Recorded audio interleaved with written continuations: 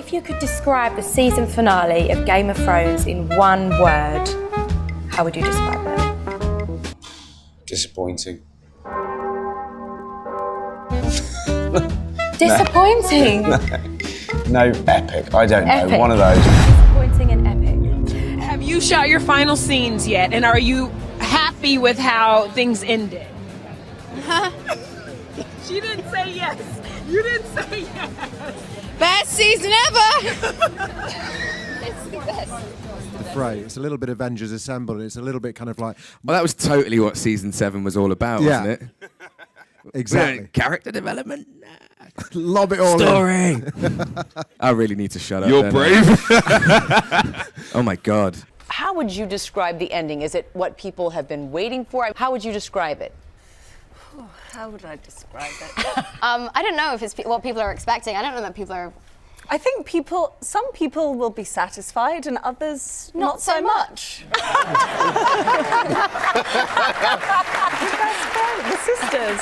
We had this big read through and they put a camera on me to see my reactions as the events unfolded, and David and Dan, all the producers, are looking at me and they got some pretty good reactions. Was it different? Like I mean, that. yeah, were there actual like palpable moments of this cast and crew at that last table read? Like, of course. Yeah, it's going to be a terrible last season. I'd just been like deadpan, like nothing happened. Yeah, it all works out. What was the mood?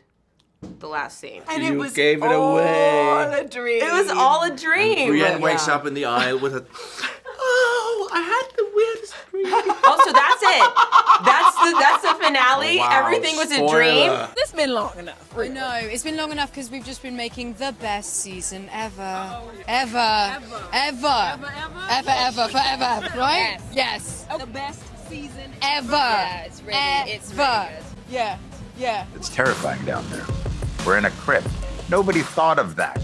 He's bringing all the dead people back to life, and they put the women and children in a crypt with all the dead people. So, rah.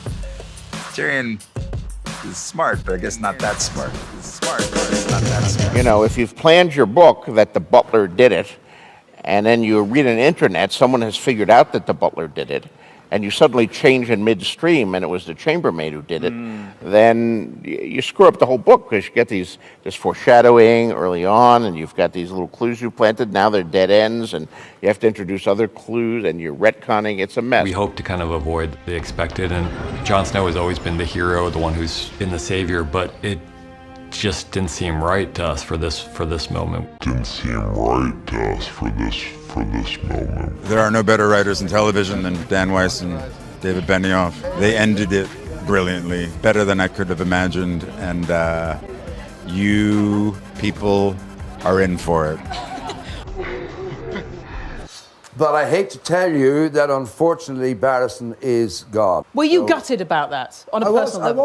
I was gutted because, I mean, a number of you I'm sure have read the books, and I've read the books. And I had reason to expect, I've got a journey here. In fact, if I'm honest, I thought, I'm really looking forward to this season. Yeah. I'm going to have more to do. I'm going to get my teeth into something. Did you say anything to them? Well, I did ask and give an argument why I thought Barristan should stay. But at the end of the day, I mean, you know, Dan and David, you know, they'd worked out what they wanted to do. Without telling us anything, because I know you can't, are you all happy with the way with the outcome of the show?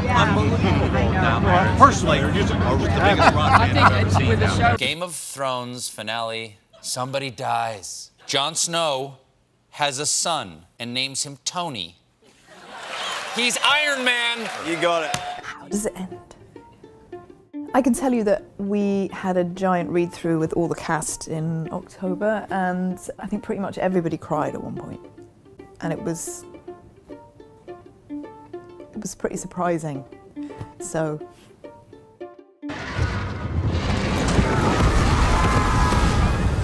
It ends brilliantly, and it questions everything, which I love. I would love to talk to you more about it, but I can't.